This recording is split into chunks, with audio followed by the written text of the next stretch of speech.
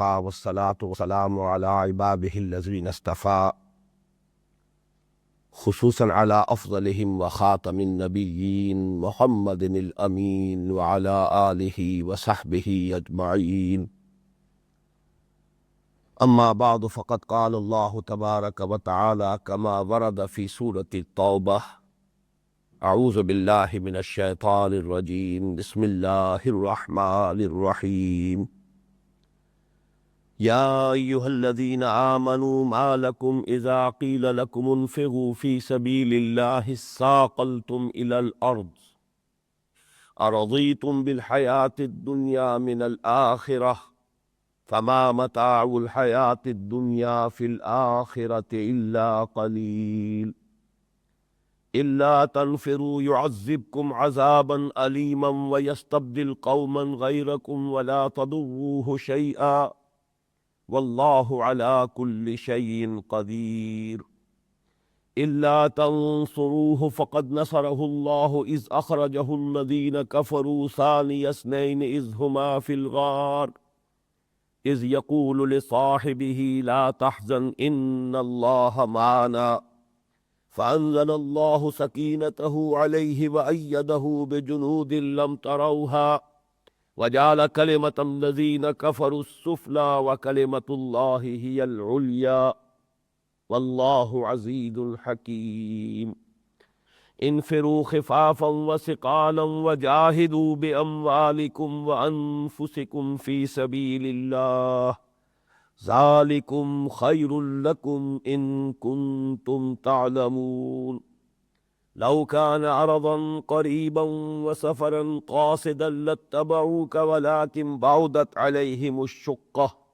وسيحلفون بالله لو استطعنا لخرجنا معكم يهلكون أنفسهم والله يعلم إنهم لكاذبون. صدق الله العظيم. رب اشرح لي صدري ويسر لي أمري واحلل عقدة من لساني يفقهوا قولي. اللهم ربنا ألهمنا رشدنا واعذنا من شرور أنفسنا. اللهم أرنا الحق حقا وارزقنا اتباعه وأرنا الباطل باطلا وارزقنا اجتنابه. اللهم وفقنا لما تحب وترضى آمین یا رب العالمین. یہ سورہ توبہ کے چھٹے رکوع کی 5 آیات ہیں جن کی ابھی تلاوت کی گئی ہے. سورہ توبہ کے بارے میں 2 باتیں جو اس سے قبل بیان ہو چکی ہیں ذہن میں تازہ کر لیں. ایک تو زمانہ نزول کے اعتبار سے اس کی ایک تقسیم ہے. اس کے پہلے 5 رکوع یہ غزوہ تبوک سے پہلے نازل ہوئے ہیں اور اس کے بعد کے جو 11 رکوع ہیں وہ غزوہ تبوک کے دوران یا اس سے پہلے یا اس کے بعد نازل ہوئے. بلکہ مجھے پھر اصلاح کرنی پڑے گی، پہلے 5 رکوعوں کو بھی آپ 2 حصوں میں تقسیم کر سکتے ہیں.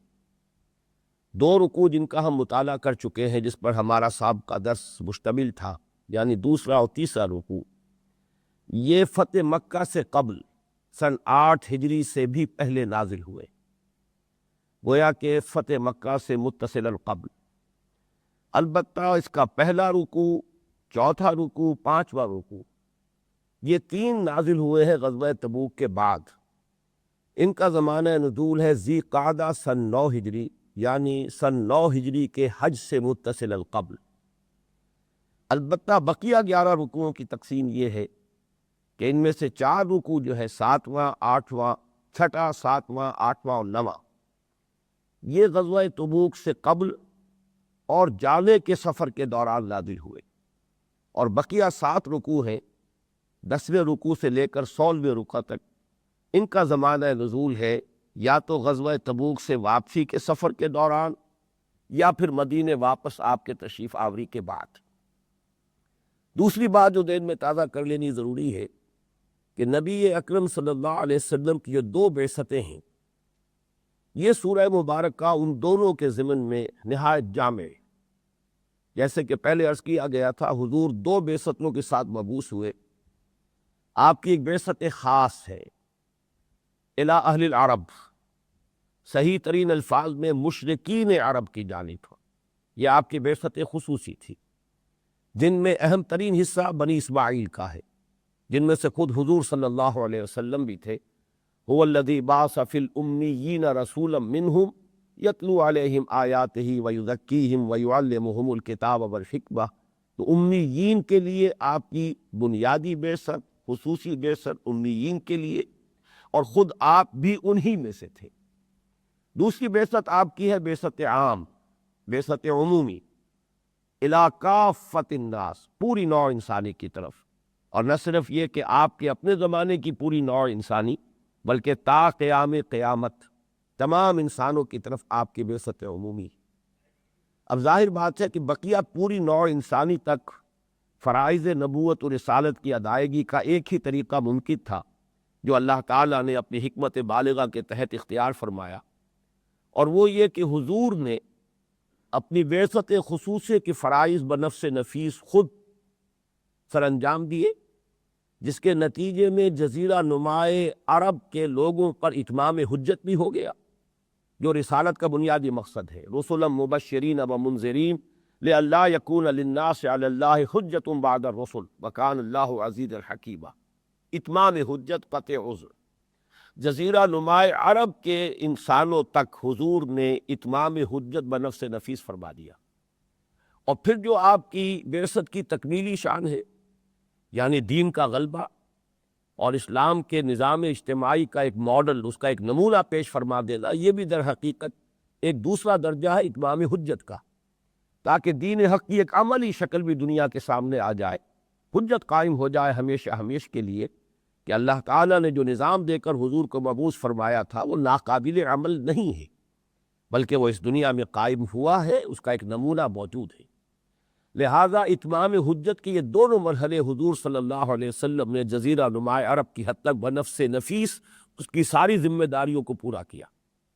اتمام حجت دعوت کے ذریعے اور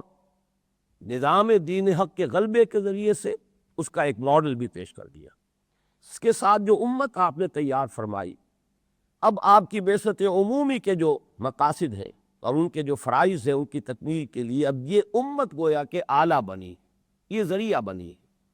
یہ سارے فرائض گویا کہ حضور ہی پورے فرماتے رہے، لیکن جسے انگریزی میں آپ کہتے ہیں بائی پراکسی۔ آپ نے پہلی بعثت کے فرائض بنفس نفیس خود ادا کیے،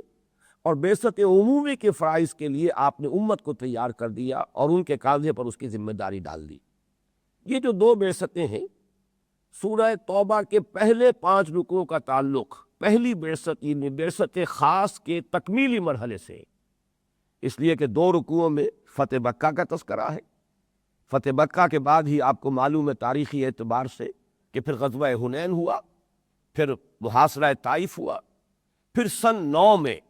نبی اکرم صلی اللہ علیہ وسلم کی طرف سے اعلان برات ہو گیا، برات من اللہ ورسولہ الی الذین عاہدتم من المشرکین۔ یہ اعلان برات اور اذان برات جو سورہ توبہ کی پہلی 6 آیات میں ہے، پہلے رکوع میں جو 6 آیات شامل ہیں،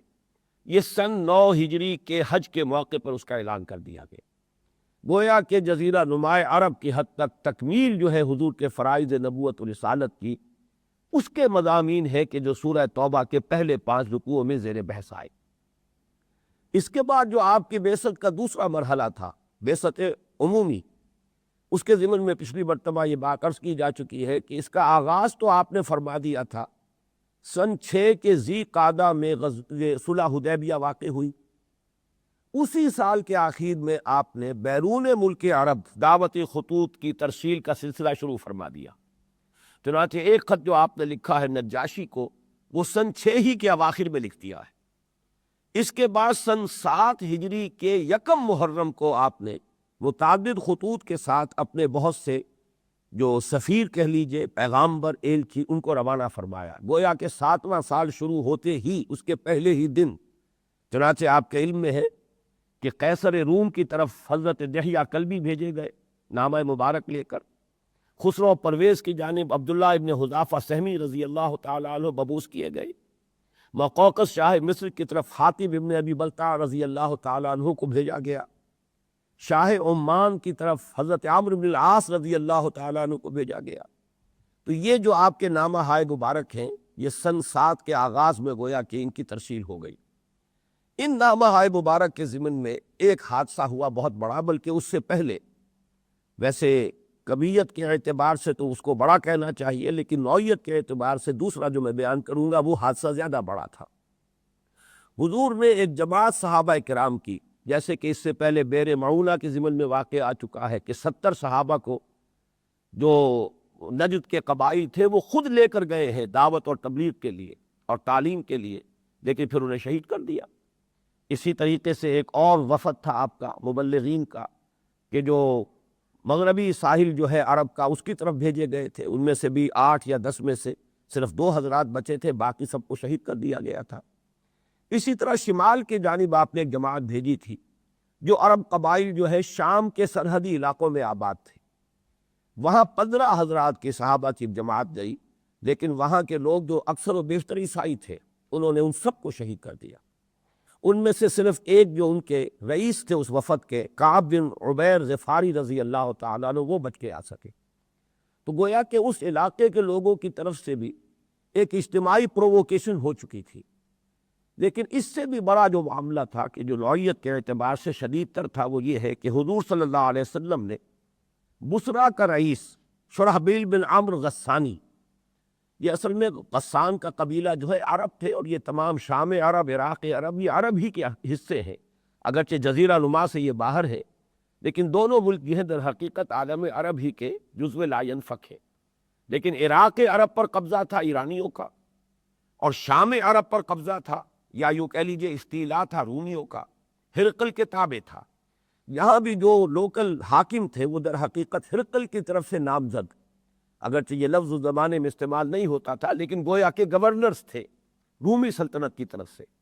تو بصرہ کا حاکم یا حقیقت کے اعتبار سے گورنر تھا یہ شرحبیل بن عمرو غسانی۔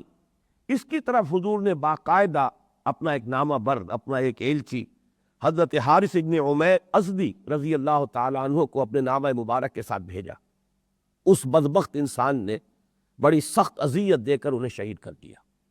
یہ جو ہے معاملہ اگرچہ ایک صحابی کا تھا، پہلے واقعے میں اگرچہ 14 صحابی شہید ہوئے،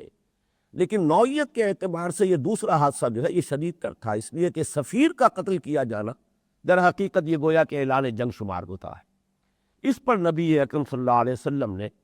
پھر ایک جیش تیار کیا 3000 صحابہ کرام کا، اور اس وقت تک یوں سمجھیے کہ یہ سب سے بڑا جیش تھا، اس لیے کہ یہ فتح مکہ سے قبل کا واقعہ ہے جو یہ بیان کر رہا ہوں۔ غزوہ موتا جو ہے جمادی الاولیٰ سن 8 ہجری میں ہو گیا ہے، جبکہ فتح مکہ کا واقعہ جو ہے وہ رمضان مبارک سن 8 میں ہوا ہے، اس سے چند ماہ قبل کے یہ بات ہے۔ 3000 کا جیش آپ نے تیار کیا، اور اس وقت تک یوں سمجھیے کہ یہ سب سے بڑی نفری تھی جو مسلمانوں کی جمع ہوئی ہے۔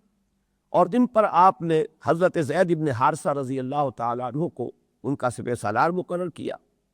لیکن یہ کہ بہرحال آپ کو وحی کے ذریعے سے پہلے ہی علم ہوگا کہ کیا حوادث پیش آنے والے ہیں۔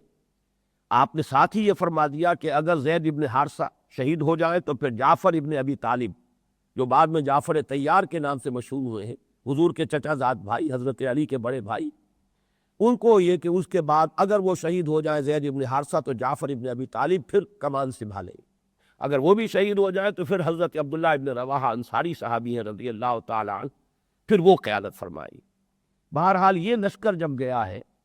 تو اب اندازہ یہ ہوتا ہے کہ پوری طریقے سے حالات جو ہے شام کے اس علاقے کے شاید واضح نہیں تھے، صورتحال جو ہے مسلمانوں کے سامنے جو اچانک آئی ہے وہ بالکل غیر متوقع تھی، کم سے کم اس لشکر کے لیے بالکل غیر متوقع تھی۔ حضور صلی اللہ علیہ وسلم کو اگر وحی کے ذریعے سے یہ معلوم ہو چکا تھا کہ پے بپے 3 جو سپہ سالار ہیں ان کی شہادت کا واقعہ ہوگا، تو بہرحال اندازہ ہوتا ہے کہ شاید دوسری بات بھی آپ کے علم میں ہو، لیکن یہ کہ جو بھی صورتحال سامنے ہے، جو فیکٹس ہیں وہ یہ ہے کہ جو صورتحال سامنے آئی ہے جب یہ شام کے علاقے میں داخل ہوئے، اور یہ ذہن میں رکھیے کہ شام جسے ہم کہتے ہیں اس زمانے کا شام، اس وقت کا فلسطین، اس وقت کا اسرائیل، اس وقت کا اردن، اور اس وقت کا شام، اس وقت کا لبنان، یہ 4-5 ملک شامل کر لیجئے تو یہ شام عرب تھا۔ عراق عرب جو ہے وہ تو وہی ہے کہ جو اب بھی عراق کے نام سے موسوم ہے، لیکن شام جو ہے در حقیقت اس کے جو حصے بکھرے ہوئے ہیں تو وہ شام بھی ہے جس کو آج سوریا یا سیریا کہتے ہیں، اس کے بعد لبنان ہے، اسی میں فلسطین ہے، اسی میں اب اسرائیل قائم ہوا ہے، اسی میں پھر یہ شرق اردن کی ریاست ہے۔ تو یہ تمام اس علاقے میں جب پہنچے ہیں تو انہیں معلوم ہوا کہ وہ شرحبیل بن عمرو غسانی جو ہے وہ 1,00,000 کے لشکر جرار کے ساتھ تیار ہے، اور نہ صرف یہ بلکہ ہرقل خود جو کہ رومی ایمپرر تھا وہ موجود ہے حمص کے مقام پر، اور اس نے اپنے بھائی تھیوڈور کو بھیجا ہے مزید 1,00,000 کی نفری دے کر۔ گویا کہ اب سابقہ پیش آنے والا تھا 3,000 کے اس لشکر کا 2,00,000 کے ساتھ۔ یہ صورتحال بالکل غیر متوقع اور اچانک تھی۔ بہرحال کئی دن انہوں نے قیام کیا اور سوچتے رہے۔ آخری بات یہی طے ہوئی کہ ہمیں تو شہادت مطلوب ہے، ہمیں فتح سے تو کوئی بحث نہیں ہے، فتح اور شکست ہمارے لیے بے معنی چیزیں ہیں، شہادت ہے مطلوب و مقصود مومن، نہ بال غنیمت نہ کشور کشائی، لہذا انہوں نے پیش قدمی جاری رکھی۔ اب دو مختلف روایات مل رہی ہیں، ایک تو یہ کہ مقابلہ 1,00,000 سے ہوا ہے، بعض روایات میں یہاں تک کہ 2,00,000 کے ساتھ مقابلہ ہوا ہے، اور یہ معجزہ ہے کہ 3,000 افراد انہوں نے 1,00,000 سے بھی مقابلہ کیا تو 1 اور 33 کی نسبت ہے، اور اگر واقعتاً 2,00,000 کی نفری آ چکی تھی، تھیوڈور بھی اگر شامل ہو چکا تھا تو پھر 1 اور 66 کی نسبت ہے۔ لیکن یہ کہ اللہ تعالیٰ کی طرف سے وہ معاملہ تو ہوا کہ حضرت زید ابن حارثہ شہید ہوئے رضی اللہ تعالی عنہ، پھر عالم سنبھالا ہے حضرت جعفر ابن ابی طالب نے، اور ان کی پھر شہادت اس شان کے ساتھ ہوئی ہے کہ ان کا داہنا ہاتھ کٹ گیا تو انہوں نے بائیں ہاتھ میں اپنا عالم سنبھالا، دونوں ہاتھ کٹ گئے تو پھر دونوں جو بچے ہوئے حصے تھے ان سے اپنے سینے سے چمٹا کر علم اسلام کو بلند رکھا ہے، یہاں تک کہ وہ شہید کر دیے گئے۔ اور بعد میں جب ان کی لاش دیکھی گئی تو 80 زخم تھے ان کے جسم پر، اور پورے کے پورے جسم کے اگلے حصے کے سامنے کے حصے کی طرف تھے، پشت پر کوئی زخم نہیں تھا۔ بہرحال چونکہ ان کے دونوں ہاتھ کٹ گئے تھے تو حضور نے بعد میں بتایا اللہ تعالیٰ نے انہیں 2 بازو عطا کر دیے ہیں، 2 پر عطا کر دیے ہیں جن سے وہ جنت میں اڑ رہے ہیں، اسی لیے ان کا نام اب جعفر طیار ہے۔ جعفر ابن ابی طالب کے نام سے اب انہیں کوئی نہیں جانتا،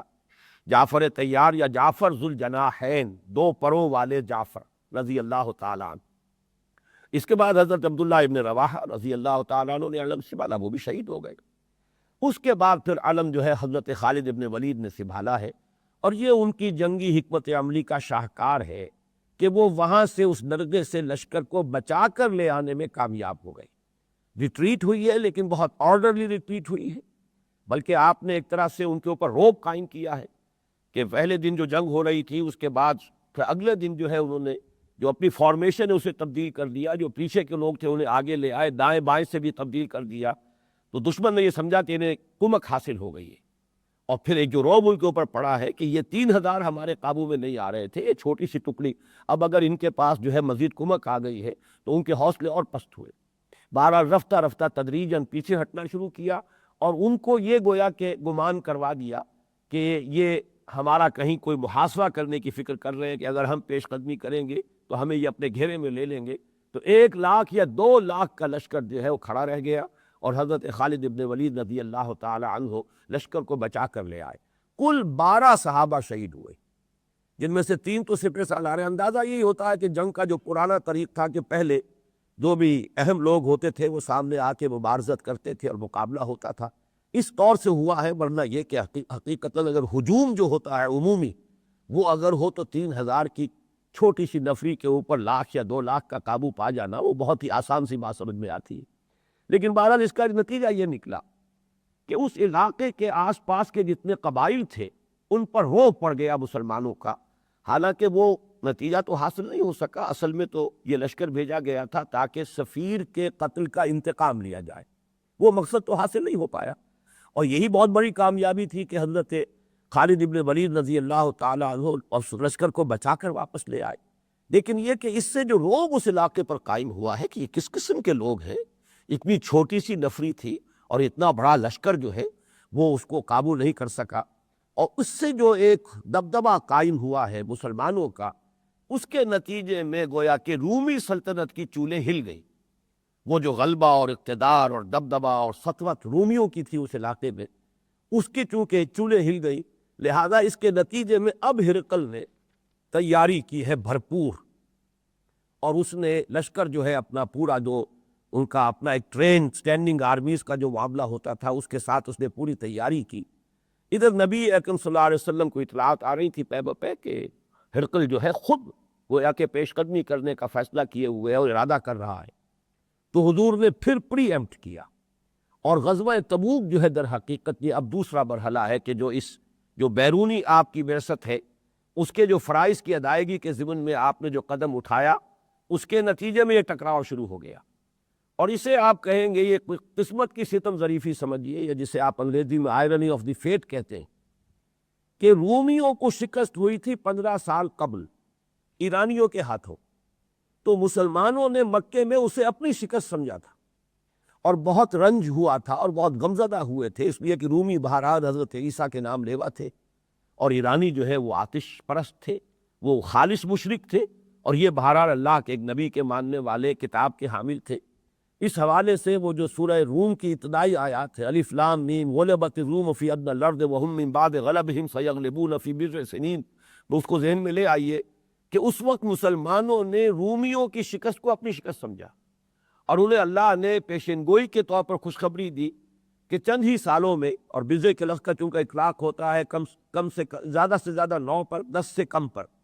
لہذا 9 سال کے بعد صورتحال ہوئی، ادھر مسلمانوں کو فتح حاصل ہوئی بدر کے میدان میں، اور ادھر ہرقل کو فتح عظیم حاصل ہوئی کسریٰ پر، ایرانیوں پر،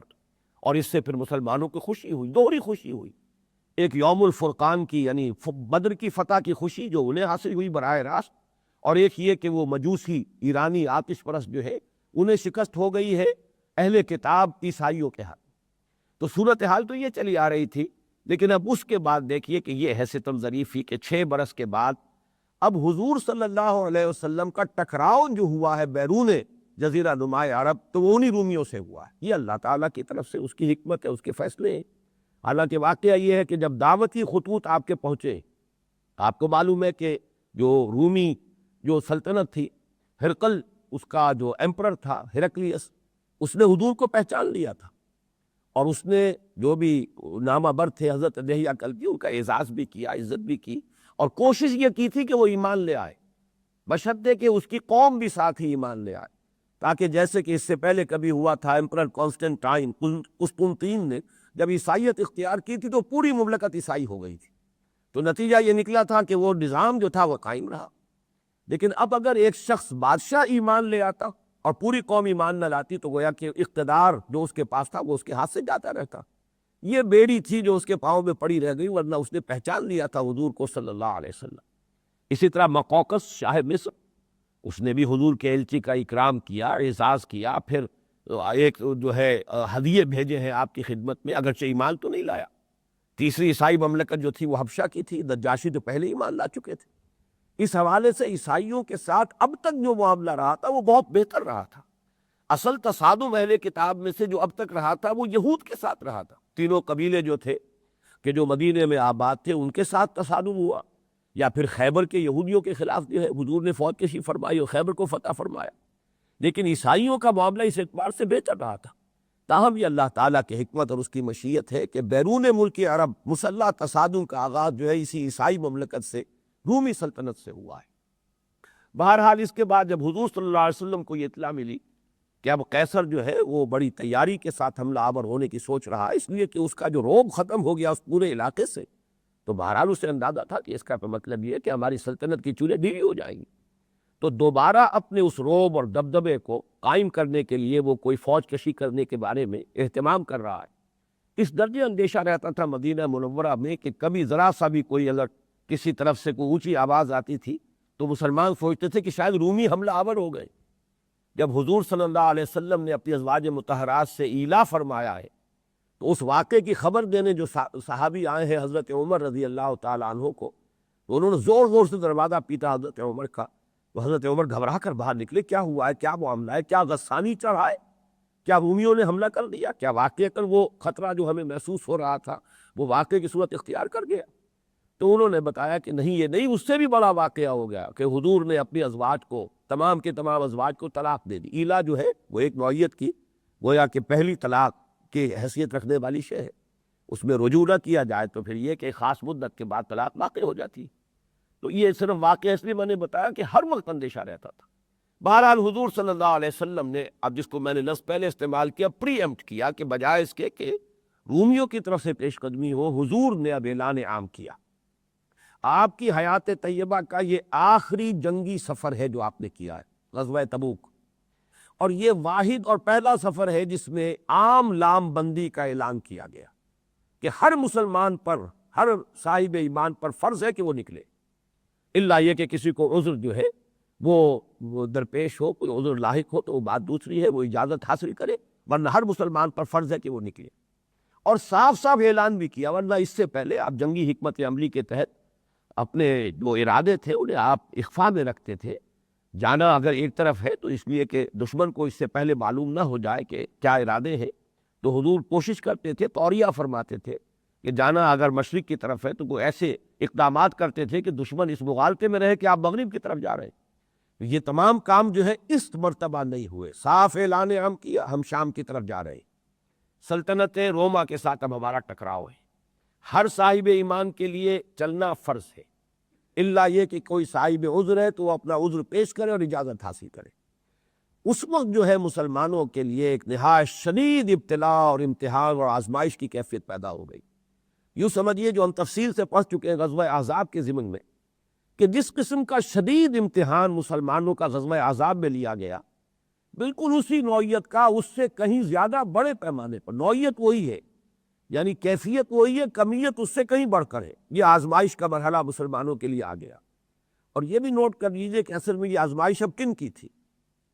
ایک تو وہ سابقون الاولون تھے رضی اللہ تعالیٰ عنہم اجمعین، وہ تو آزمائشوں کی بھٹیوں میں سے نہ معلوم کتنی مرتبہ گزر چکے تھے، در خالص بن چکے تھے، اپنے ایمان اور صداقت اور خلوص و اخلاص کا ثبوت بار بار پیش کر چکے تھے۔ لیکن چونکہ اب جو صورت پیش آئی ہے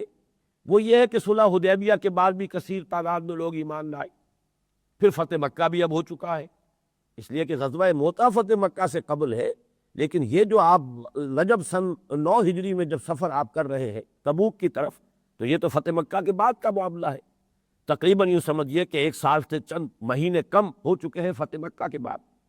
اس کے بعد جو ریلا آیا، طوفان آیا، وَرَأَيْتَ النَّاسَ يَدْخُلُونَ فِي دِينِ اللَّهِ أَفْوَاجًا، تو اب گویا کہ مسلمانوں کی نفری بہت زیادہ بڑھ چکی تھی۔ یہ وہ لوگ تھے جو بالکل ابھی نئے نئے دائرہ ایمان میں داخل ہوئے تھے۔ ان میں سے بہت سے لوگ وہ ہیں جن کے بارے میں سورہ حجرات کی وہ آیت جو ہے وہ صحیح ان کی کیفیت کی عکاسی کرتی ہے۔ قالت الاعراب آمنا قل لم تؤمنوا ولكن قولوا اسلمنا ولما يدخل الايمان في قلوبكم، ابھی تک ایمان تمہارے دلوں میں داخل نہیں ہوا ہے، ہاں تم یہ کہہ سکتے ہو کہ ہم اسلام لے آئے یا ہم نے اطاعت قبول کری، لیکن اس مغالطے میں نہ رہو کہ ایمان تمہیں حاصل ہو گیا، ایمان حقیقی، ابھی تک وہ ایمان تمہارے دلوں میں داخل نہیں ہوا۔ اس حوالے سے اصل میں ایک بڑے پیمانے پر ایسے سب لوگوں کے لیے ایک اجتماعی آزمائش کا اہتمام ہے جو اللہ تعالیٰ نے اس غزوہ تبوک کی صورت میں کیا ہے۔ اس لیے کہ آپ اندازہ کر لیجئے کہ وقت کی 2 سپر پاورز جو تھیں، اس وقت کی سپر پاورز یہی تھی، سلطنت روما، سلطنت کسریٰ، تو گویا کہ ایک سپر پاور کے ساتھ براہ راست تصادم، اوپن علی اعلان، شدید گرمی کا موسم، پھر یہ کہ طویل سفر، شام کی طرف جانا ہے، تبوک جو ہے ذرا اندازہ کیجئے کتنا فاصلہ ہے، پھر یہ کہ قحط کا عالم ہے، رسد تھی ہی نہیں، تمام ذخیرے جو ہے خوراک کے ختم ہو چکے تھے، اب وقت تھا کہ فصل تیار تھی کھجوروں کی، اور کھجور کی فصل کو بر وقت اگر اتارا نہ جائے تو وہ درخت کے اوپر ہی پڑی ہوئی ختم ہو جاتی ہے، ضائع ہو جاتی ہے، اور اس وقت اگر مسلمان وہاں سے چلے جاتے ہیں سفر پر، ظاہر بات ہے کہ فصل جو ہے کھجور کی ایسی نہیں کہ جس کو خواتین اتار سکیں، لہذا گویا کہ اس فصل کا آئندہ سال کے لیے بھی رسد کا پیشگی بندوبست ہو رہا ہے کہ ہمارے پاس جو ہے خوراک جو ہے وہ نہیں ہوگی، اس لیے کہ اب اس فصل کو اتارنے والا کوئی نہیں رہے گا۔ ساز و سامان کی شدید قلت، رسد کی شدید کمی، سواریوں کی انتہائی کمی، اور یہ کہ ٹکراؤ ہے سلطنت روما کے ساتھ۔ تو یوں سمجھیے کہ آزمائش، جیسا کہ غزوہ احزاب کے بارے میں ہم دیکھ چکے ہیں کہ باقاعدہ تصادم ہوا ہی نہیں، چند صحابہ شہید ہوئے، لیکن آزمائش کے لیے جو صورت پیدا کر دی گئی تھی وہ اتنی شدید تھی کہ قرآن مجید کے اپنے الفاظ ہیں، زلزلوا زلزالا شدیدا، ہنالک ابتلی المؤمنون وزلزلوا زلزالا شدیدا، اور صورتحال یہ ہو گئی کہ دل جو ہے بلیوں اچھل رہے تھے، بلغت القلوب الحناجر وتظنون باللہ الظنون، تو پیش نظر یہی تھا کہ صاحب ایمان علیحدہ ہو جائے، اور جن کے دلوں میں نفاق ہے، روگ ہے، یا جن کے دلوں میں کمزوری ہے، ضعف ہے ایمان کی، وہ معاشرے کے اندر واضح طور پر سامنے آ جائے، منافقین خاص طور پر، دودھ کا دودھ پانی کا پانی جدا ہو جائے، حتیٰ یمیز الخبیث من الطیب، تو معاملہ یہی تھا کہ امتحان لینا تھا، امتحان ہو گیا، حالانکہ دو بدو جنگ کی نوبت ہی نہیں آئی۔ اللہ تعالیٰ نے وَكَفَى اللَّهُ الْمُؤْمِنِينَ الْقِتَالَ، اللہ نے اہل ایمان کی طرف سے خود ہی جنگ کر لی اور دشمنوں کو بھگا دیا، آندھی بھیج دی، جھکڑ بھیج دیا، جس سے ان کے خیموں میں آگ لگ گئی، ان کے دیگیں چڑھی ہوئی الٹ گئی، ایک جو ہے ہنگامہ برپا ہو گیا، لہذا وہ اپنا محاصرہ اٹھا کر چلے گئے کہ صبح کو دیکھا تو میدان صاف ہے۔ تو جس طریقے سے وہ معاملہ تھا، میں نے ہی یہ یہاں ہوا ہے۔ حضور صلی اللہ علیہ وسلم رجب میں روانہ ہوئے، 15 دن آپ کا سفر ہے جانے کا، 15 دن ہے آنے کا، اور 20 دن آپ تبوک میں مقیم رہے۔ ان 20 دنوں میں جو صورت معلوم ہوئی وہ یہ ہے کہ ہرقل پیچھے چلا گیا، اپنی فوجیں ہٹا کر وہ واپس چلا گیا۔ یہ ہے اصل میں ایک بہت اہم مسئلہ کہ ایسا کیوں ہوا ہے۔ اس کی وجہ جو سمجھ میں آتی ہے، اور میں حیران ہوں کہ اس کی طرف لوگوں کی نگاہ نہیں گئی ہے، یہ عجوبہ ہے کہ انتہائی تیاری اس نے کی ہوئی تھی، پوری طریقے سے اہتمام کیا ہوا تھا، تو ساز و سامان فراہم کیا ہوا تھا، پھر کیا وجہ وہ پیچھے ہٹ گیا؟ اس کی وجہ میرے نزدیک یہ ہے کہ اسے یہ گمان نہیں تھا کہ حضور صلی اللہ علیہ وسلم بنفس نفیس تشریف لے آئیں گے، کیونکہ حضور کو وہ پہچان چکا تھا۔ اس سے پہلے جو لشکر گیا تھا 3000 کا، اس میں حضور نہیں تھے،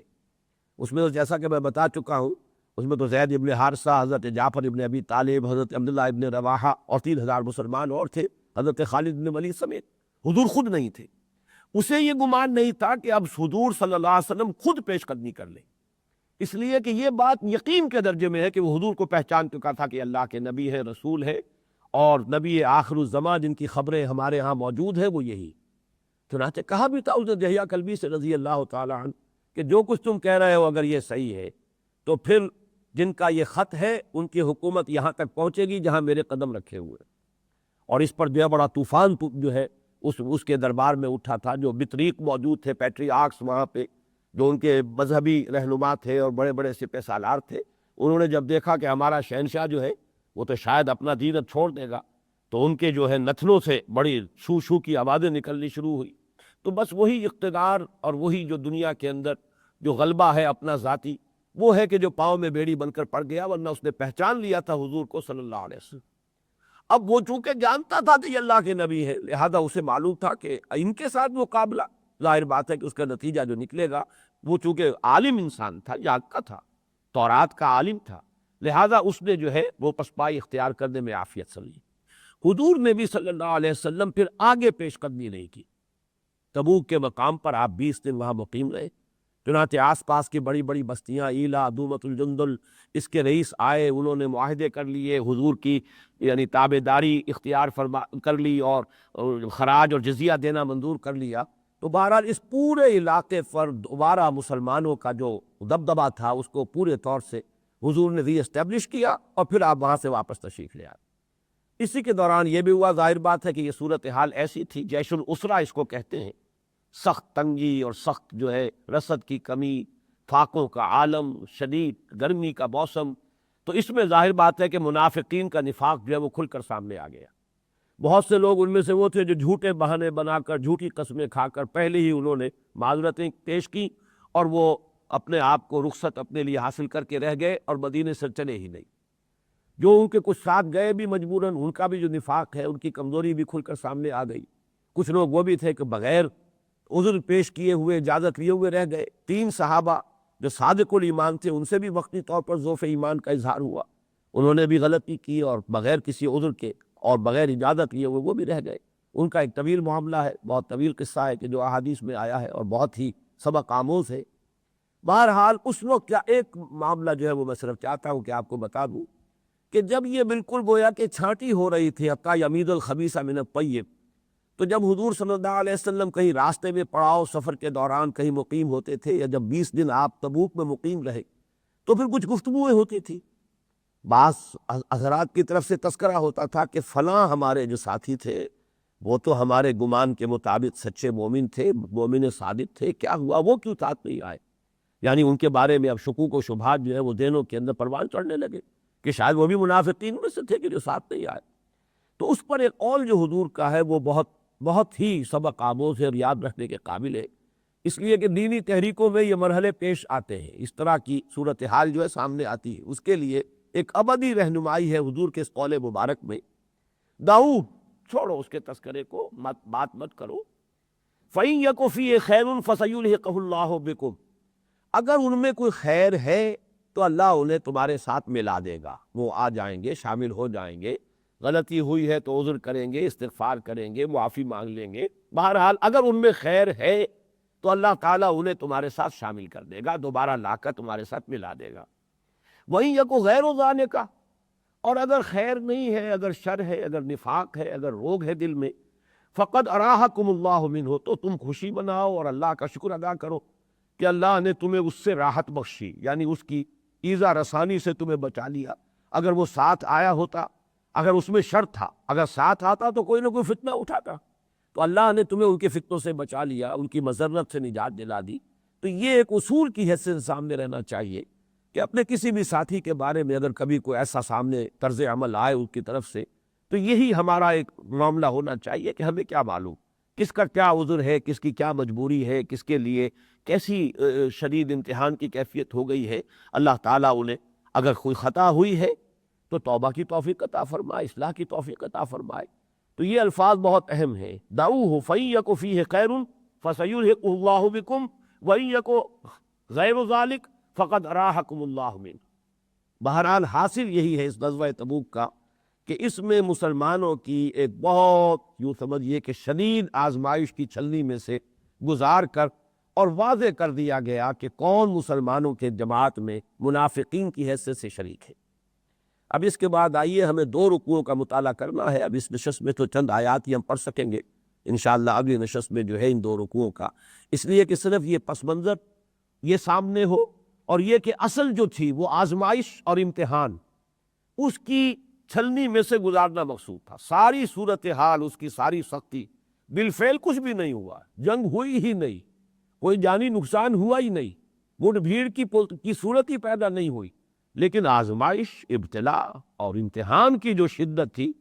اس میں جس طرح سے کہ حتیٰ یمیز الخبیث من الطیب والی صورتحال پیدا ہوئی ہے، اس کو اپنے سامنے رکھنا چاہیے۔ ارشاد ہوتا ہے یا ایھا الذین آمنوا ما لکم اذا قیل لکم انفروا فی سبیل اللہ اثاقلتم الی الارض، اے ایمان والو یا اے ایمان کے دعوے دارو، تمہیں کیا ہو گیا ہے؟ ما لکم اذا قیل لکم انفروا فی سبیل اللہ، جب تم سے کہا گیا کہ نکلو اللہ کی راہ میں، جیسا کہ میں نے عرض کیا عام لام بندی تھی، اعلان عام تھا، ہر صاحب ایمان کے لیے نکلنا ضروری ہے، چنانچہ 30,000 کا لشکر حضور کے ساتھ تبوک گیا ہے، یہ نوٹ کر لی۔ جب تم سے کہا گیا کہ نکلو اللہ کی راہ میں، اثاقلتم الی الارض، تو تم زمین کی طرف دھسے چلے گئے۔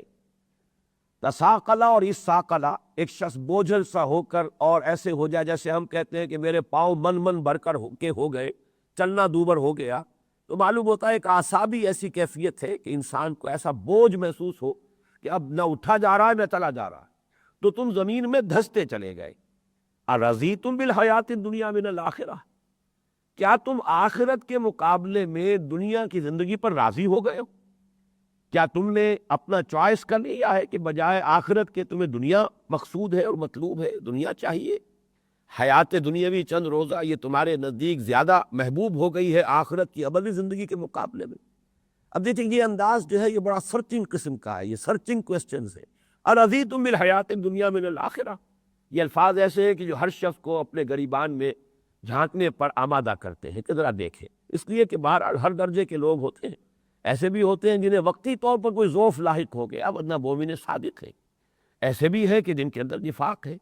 تو ظاہر بات ہے کہ جب انسان اپنے گریبان میں جھانکے گا، اپنے دل کو ٹٹولے گا، تبھی اسے معلوم ہوگا میں کہاں کھڑا ہوں، من کیم در یوم دین، میں کس جگہ پر ہوں، میرا مقام کیا ہے۔ اسی قسم کا جو ہے، اس سے پہلے آیت نمبر 13 جو ہم پڑھ چکے ہیں غزوہ فتح مکہ کے ضمن میں، اسی قسم کا سوال تھا، اتخشونہم فاللہ احق ان تخشوا، کیا تم ان مکے والوں سے قریش سے ڈر رہے ہو؟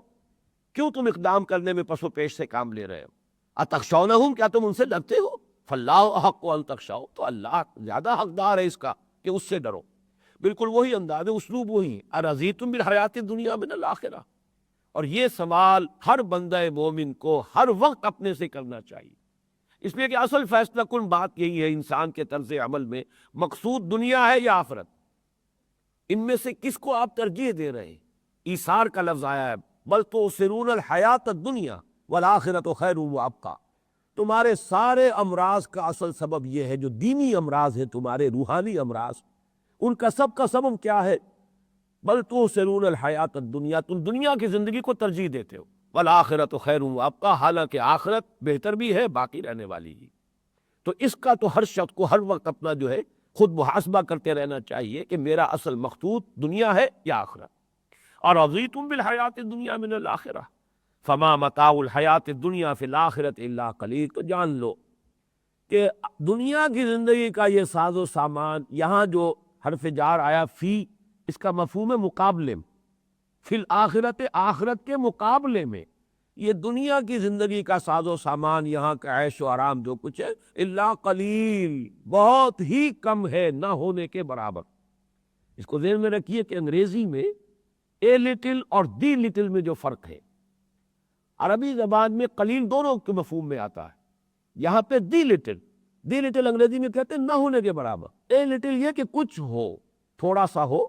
اگر جس چیز سے تقابل کیا جا رہا ہے اس کے مقابلے میں بہت کم ہو، لیکن کچھ تو ہو، اور ایک دی لٹل، نہ ہونے کے برابر، کر عدم۔